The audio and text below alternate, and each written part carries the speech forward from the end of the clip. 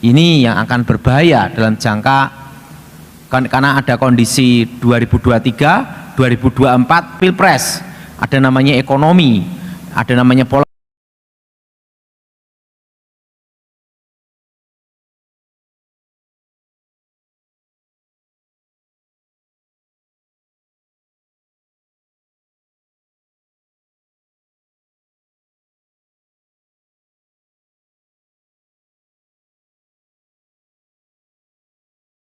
Kan selama kondisi inflasi seperti ini. Dalam kondisi seperti inflasi seperti ini, pertama, kalangan atas itu aman, menengah ke bawah itu berat. Nah, jadi posisi kalangan atas itu posisi aman, karena sudah ada namanya cadangan. Tapi menengah ke bawah banyak yang bangkrut, susah, bermasalah, atau hanya sekedar bertahan. Ya. Untuk bertahan itu perlu cara. Nah, cara untuk bertahan perlu saudara tahu, usahakan saudara jangan utang bank. Karena kalau utang bank dalam posisi perputaran ekonomi seperti ini itu berat. Karena bunga bank itu terus akan berjalan. Dan yang kedua, dan signal untuk kenaikan suku bunga itu ada. Jadi saudara sebisa mungkin dalam kondisi apapun saudara tidak utang bank untuk sementara waktu ini. Itu pendapat saya. Yang setuju angkat tangan. Kenapa? Ingat saudara, posisi saat ini kalau menurut saya adalah stuck. Artinya daya beli masyarakat turun, tapi inflasi apa-apa naik. Ya, ini yang menurut saya, ini pendapat saya, justru ini yang berbahaya adalah. Nah, kenapa? Kalau daya beli masyarakat turun, tidak terjadi inflasi, itu masih kondisi lumayan aman. Tetapi kalau stuck, udah berhenti, daya beli masyarakat turun, tapi inflasi, ini yang berbahaya adalah. Jadi kita ini harus berdoa untuk bangsa dan negara, supaya negara kita ini dipulihkan Tuhan. Negara kita, saudara, karena prediksi analisa saya secara feeling saya secara ekonomi, pandangan saya bahwa tahun ini itu berat. Tahun depan itu baru kita akan, namanya kalau bayi itu baru merangkak, saudara. Makanya saya memberitahu bahwa tahun 2023 adalah setitik terang. Arti setitik terang ini, kita semua kembali belajar hidup normal. Tahun ini saya beritahu belajar normal. Dari tahun lalu saya sudah memberitahu pada saudara tentang corona. Dan sekarang semua sudah adaptasi semua. Betul? Betul? Nah, tahun depan itu adalah kita semua akan belajar kembali normal. Itu artinya setitik terang datang tahun 2023. Nah, disitulah akan terjadi inflasi, dan yang dikhawatirkan adalah stagflasi, stuck berhenti adalah. Tapi inflasi ini yang akan berbahaya dalam jangka, karena ada kondisi 2023, 2024 Pilpres, ada namanya ekonomi, ada namanya politik, ada namanya banyak sekali hal yang kadang tidak bisa diprediksi. Tapi saya percaya bahwa Tuhan memelihara kita di tengah-tengah masa susah ini. Amin. Nah, makanya saya memberitahu pada saudara dari tahun 2020 supaya berkebun semua. Supaya apa saudara? Kita perhatiin, harga-harga pangan udah pada naik. Betul? Harga-harga pangan sudah apa saudara? Harga-harga pangan sudah pada naik. Nah, kalau harga-harga pangan sudah pada naik, ingat saudara, kita semua harus siap untuk menghadapinya. Dan saya berharap satu hal, kalau Temanggung ini menurut Pak Daud gimana? Kalau Temanggung ini dampak inflasi itu tidak terlalu berat dan susah. Karena apa? Di sini kan adem ayem. Apa saudara? Tidak terlalu banyak keinginan. Mallnya bisa dihitung, betul? Belum ada, Pak. Belum ada. Belum ada ya. Kalau belum ada mall itu kan Lebih aman. lebih aman. Keinginan tidak terlalu banyak. Maksimal minum kopi, betul? Betul? Betul? Maksimal minum apa? Minum kopi. Jadi untuk inflasi untuk Temanggung ini gimana? Tidak terasa berat. Semua akan dijalani dengan aman, stay biasa aja. Kenapa? Karena tidak ada mall. Jadi tidak terlalu banyak keinginan, saudara. Hanya sekedar makan dan hidup, betul? Betul? Nah, yang berat itu di kota besar, kayak Jakarta, Surabaya. Karena banyak mall, kayak Semarang, Solo. Kenapa? Banyak keinginan. Justru karena terlalu banyak keinginan, itulah yang membuat puyeng, pusing. Nah, sebenarnya ya, ini pengalaman hidup kita ya.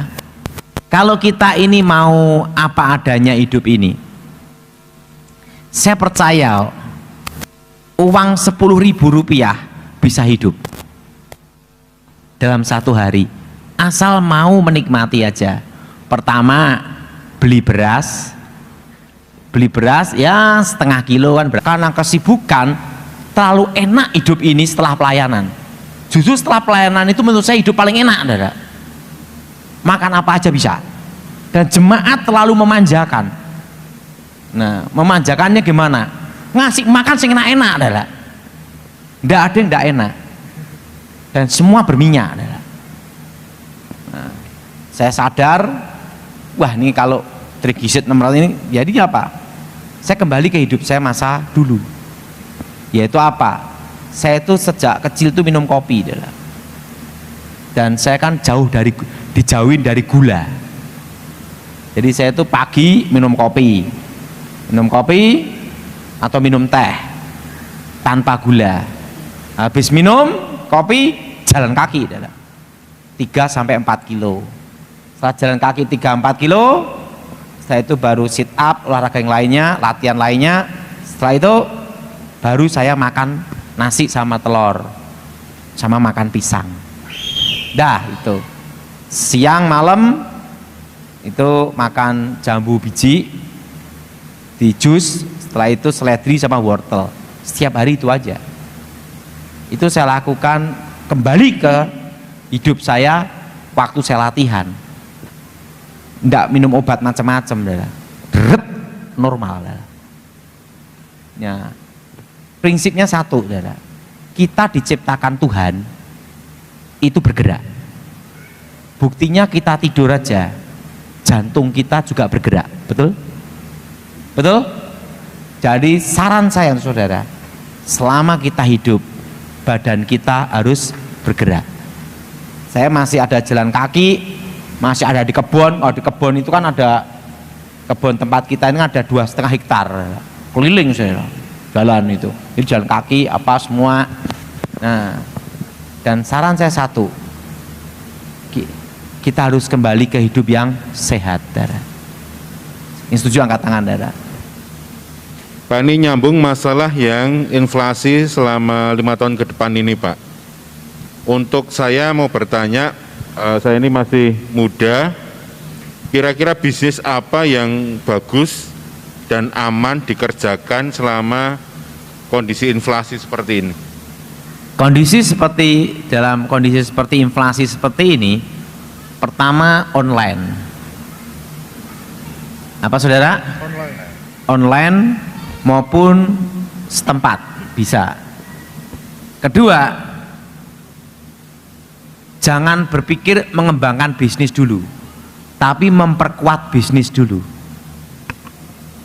Kalau bisnis kita belum kuat, gimana mau ngembangin, kan gitu. Sampai kondisi ekonomi membaik. Kondisi apa saudara? Tetapi kalau mau ngembangin boleh, tapi beli properti, jangan sewa. Karena kalau kita beli berarti investasi. Kalau sewa itu uang hilang. Itu bedanya. Dan yang ketiga, usahakan jangan utang bank. Jadi bertahan dengan apa yang ada. Apa saudara? Bertahan dengan apa saudara? Dengan apa yang ada. Karena kadang itu anak muda tergiur ingin bisnis yang lebih maju, lebih cepat dengan utang bank. Ingat, utang bank itu bunga berbunga, saudara. Artinya berbunga-bunga, betul? Betul? Nah, betul?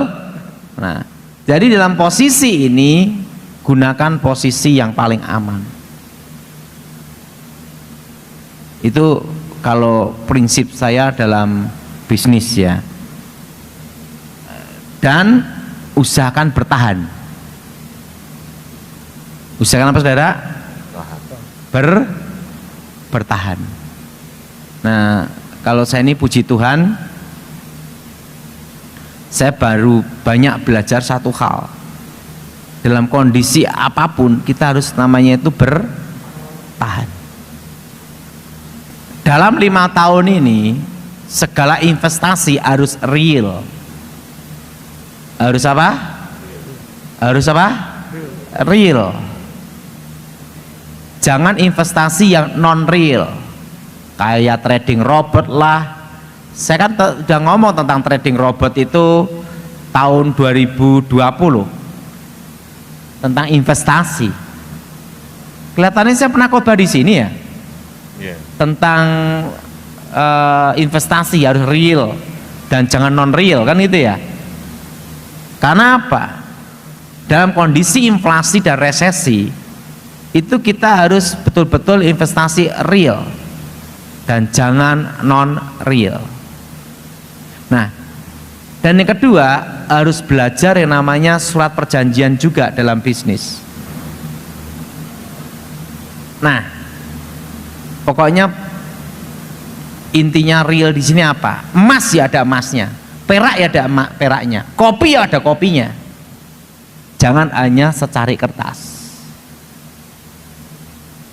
Anda boleh bisnis apapun, investasi apapun, silahkan. Tapi yang harus real dan nyata. Baju ya ada bajunya. Jangan hanya tulisan.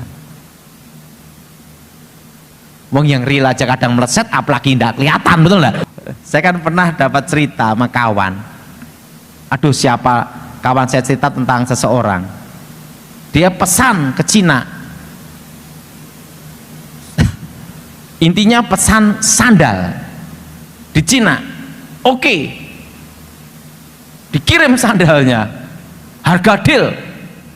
Tapi dikirimnya itu hanya bagian kanannya doang. Jadi dikirim itu hanya bagian kanannya doang. Yang real aja bisa meleset. Apalagi non real. Betul? Betul? Dikirim itu hanya sandalnya kanannya doang.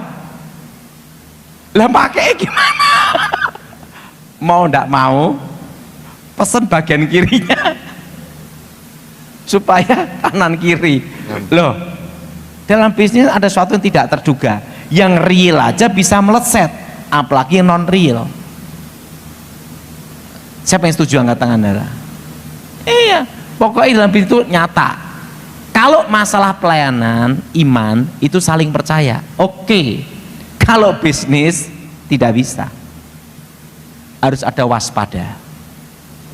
Kalau saling percaya, bablas.